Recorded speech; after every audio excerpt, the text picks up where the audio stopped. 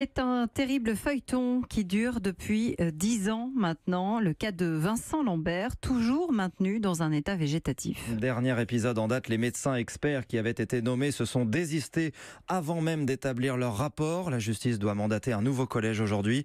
À Boudner, 7 proches de Vincent Lambert signent une tribune et appellent à nouveau à le laisser partir. Chloé Triomphe. Leur sentiment, c'est celui d'une impasse, avec des rebondissements judiciaires permanents provoqués par une impossibilité de trouver un accord familial sur le sort de leurs proches, car les parents de Vincent Lambert refusent toujours l'arrêt des soins.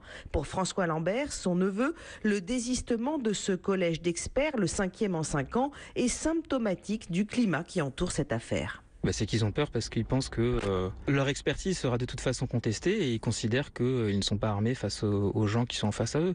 C'est pour ça qu'il ne faut pas, dans cette affaire particulière, exposer les médecins. Au-dessus des instances médicales, il y a le juge administratif, il y a le Conseil d'État. Donc moi je pense que c'est au Conseil d'État de dire que la décision est créatrice de droit. Ça ne veut pas dire qu'il prend la place du médecin, ça ne veut pas dire qu'il va contre les médecins, c'est juste qu'il les aide et qu'accessoirement il protège le patient.